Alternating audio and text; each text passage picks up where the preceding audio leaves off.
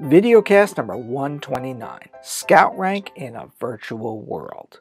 The interesting thing about this Scoutmaster, Dave, is it is more about getting new scouts to the Scout rank than it is about the issues of getting scouts to that rank virtually. Here we'll break Scout Rank into 9 meetings to complete the journey to Scout.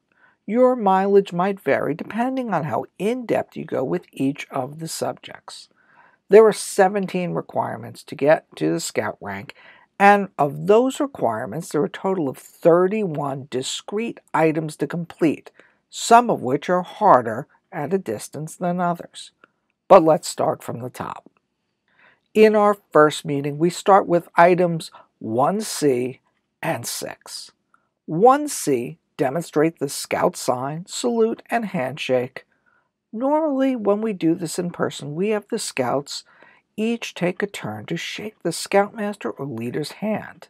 It's a good opportunity to explain why it's important to look someone in the eye while shaking their hand with a strong grip, as most often you get the dead fish handshake and they look everywhere but at you. At a distance, this is easily accomplished with a parent or guardian.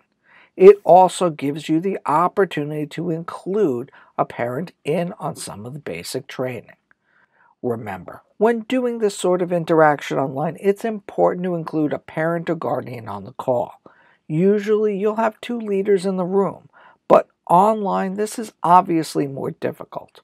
All in total, this is about 20 minutes for this task. The next part of this first meeting is actually beneficial being at a distance, as it is the cyber chip and parent guide. While you don't need to do this with the Scout, you do need to explain it to them so that they can complete it. So having the parents there is actually a positive. Meeting number 2. I like to look at this as laying the groundwork. Now, where it's possible, it's best to have the troop guide or senior patrol leader giving all the parts coming up. You might, however, have traditions in your unit of a particular adult handling a part or 2, and of course, this is okay as well. Meeting 2 consists of 2A, 2B, 2C, 2D, and 3A. In total, depending on how you do this, it can take about an hour. It consists of how the Scouts provide its leadership, how Scouts advancement works, the different ranks and how to get them, an explanation of merit badges, and the basics on patrols and the patrol method.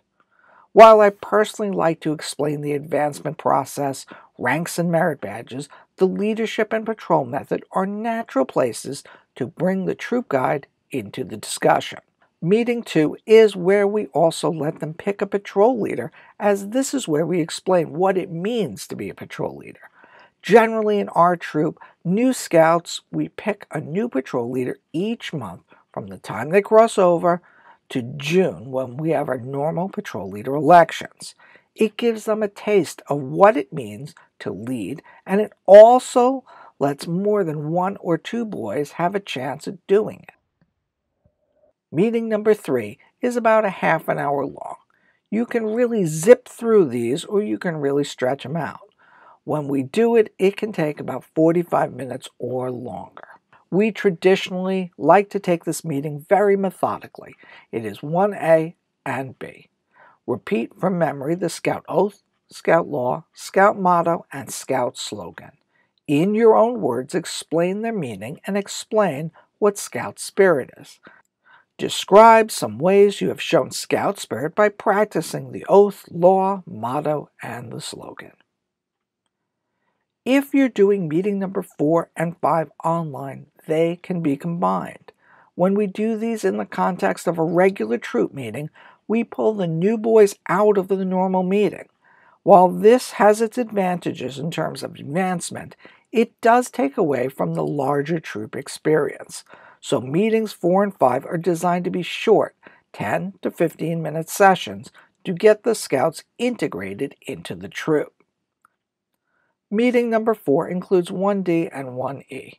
1D is to describe and talk about the first class badge, and 1E is to work on the outdoor code. As in our troop, we repeat the outdoor code at the end of each meeting.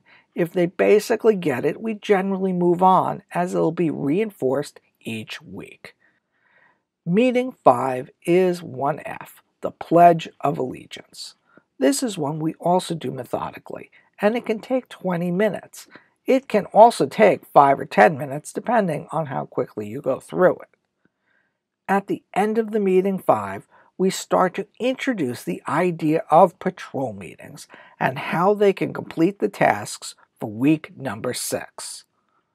While this is best done in person, doing it via video conference can work, especially if they can get the idea of teamwork. Week 6 includes 3B. It is becoming familiar with your patrol name, emblem, flag, and yell. Explain how these items create patrol spirit. Now, there's no specific requirement for creating a flag, so we do this as part of a patrol meeting in general. So the meeting sets the expectation that they have a patrol meeting, discussed all these things, and then we talk about it in our meeting. It's usually a 15-minute exercise, but you can stretch it if need be. Week 7 includes 4A. This becomes harder to do at a distance, and this is one you might need to break into 2 meetings. It is show how to tie a square knot, 2 half hitches, and taut line hitch. Explain how each knot is used. At a distance, I'd show them the different knots and hitches and talk about how they're used, and point them to online resources on how to tie them. If any are proficient already, then by all means, via video conference, have them show how to tie them. For those that are not, you may need to recruit a parent's help. The online resources can be a great assistance here, and I've included links on the Scoutmaster Dave's site in the show notes. The good thing about having one of the scouts tie the knots for all the others is to see that they can get the idea that they can do it as well, which is important if they're not all in the same room, as they can easily get dejected without the support. So I'll call this week 7A and 7B, because if you're at a distance, you need to show and introduce the way it works, and then give them the time to go off and learn it. Week 7B can be all about them showing what they've learned, very interactive in a virtual way. This brings us to the last training week. 4B is about whipping and fusing a rope. This can be a challenge at a distance, so getting the parent to take an active part is important. For this, they'll need a piece of rope that has some amount of plastic in it, like this rope here. You can see on the ends, it's already been fused. You can't fuse a rope that is just cotton, as there's nothing to coagulate. If you have 2 ropes, one that is thicker in cotton and one that has plastic in it, you can use that one for fusing. This one here, as you can see, can be used for both. This one has been whipped and it has been fused. We use this type of rope a lot with the younger scouts because it's generally pretty thick and it lets them take the dental floss and move it around it pretty easily. You'll also need a piece of cardboard to fuse onto so you don't make a mess. Paper plate works as well. Additionally, we use a tea light as it's pretty self-enclosed, and we use dental floss as I showed you for the whipping. The other part of the meeting is pocket knife safety. While this is not totem chip, we use it to set the stage for what they need to do to earn knife privileges. The last meeting, meeting number 9, is the Scoutmaster Conference. This is done individually with the Scoutmaster or someone he assigns. And that is Scout rank. Take what you like, leave the rest, as we say in Woodbadge. Feedback is a gift. Leave yours below in the comments with all the hope we can learn together. I'm Scoutmaster Dave, and this was a little on a virtual Scout rank.